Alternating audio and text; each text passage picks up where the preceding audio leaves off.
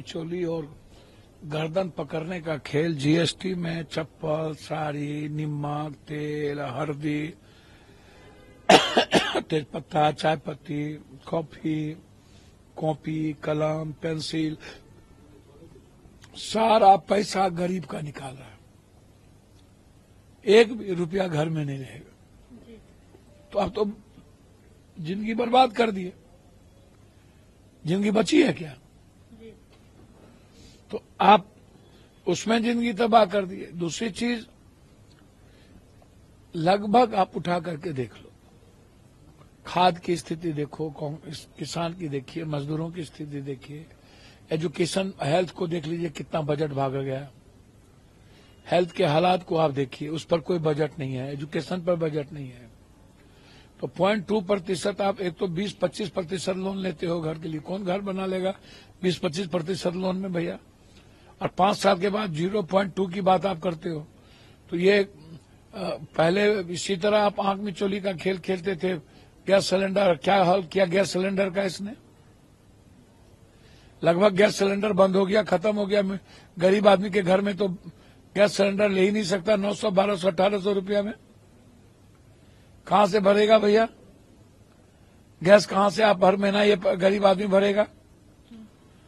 तो ये अच्छा। दूसरी चीज, 8 लाख रुपया पर मिडिल क्लास को छूट थी, 2 लाख आप बढ़ा करके आप 25 लाख वाले को 30% कर दिए। जीएसटी में आप बर्बाद कर दिए। तो ये सामने में दिख जाएगा आपको कि कितना झूठ बोलते हैं। नोटबंदी से लेकर, अब ब्लैक मनी से लेकर के, जाली नोट से लेकर के, 2 करोड़ नौकरी से लेकर, 15 लाख रुपया से लेकर, startup, skill, stand up, Jan Dhan, MSP, mandi system का झूठ से लेकर किसान 1300-1400 मर गया, आत्महत्या कर लिया। इनकी झूठ पे झूठ, झूठ पे झूठ, झूठ पे झूठ।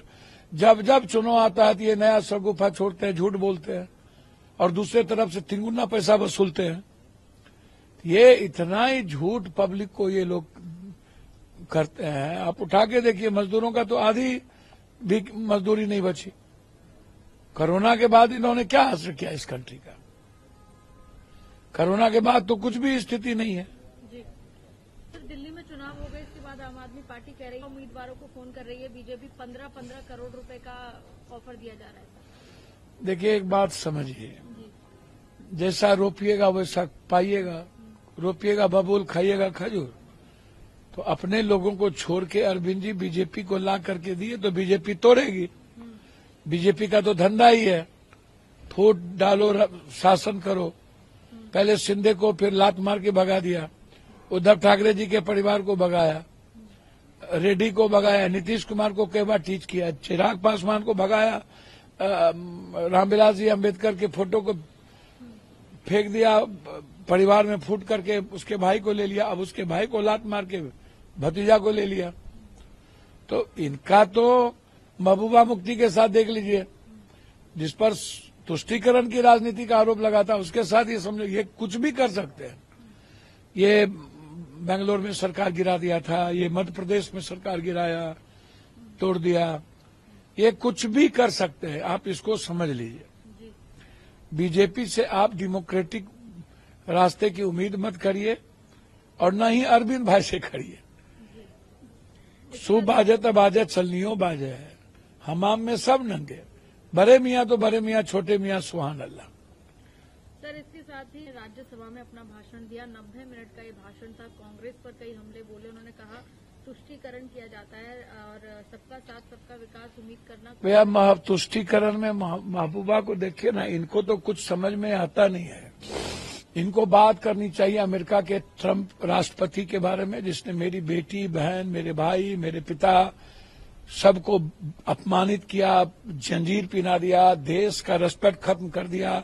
दुनिया में हम गौरवान्वित होते थे, चाहे वो नेहरू जी हो, लाल बहादुर शास्त्री हो, जय जवान जय किसान, चाहे ताशकंद की याद आए, चाहे सरदार पटेल की बात हो, इंदिरा गांधी हो, अटल जी हो, हम लोग गौरवान्वित होते थे। आज हमें दुनिया में सबसे छोटा कर दिया, हम उसकी बात नहीं करते।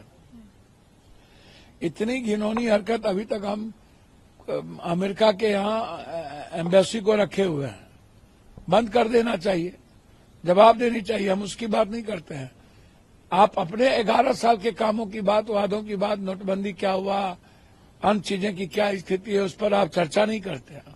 ट्रेन क्यों नहीं आम आदमी की चल रही है, फैक्ट्रियां क्यों बंद हो गई, 33 हजार करोड़ 33 करोड़ रोजगार खत्म क्यों हुए, 3 करोड़ प्राइवेट क्यों गया, इस पर आप चर्चा नहीं कीजिएगा। एमएसपी कब लाइएगा, इस पर चर्चा, महंगाई कब खत्म होगी, तो महंगाई पर चर्चा नहीं कीजिएगा।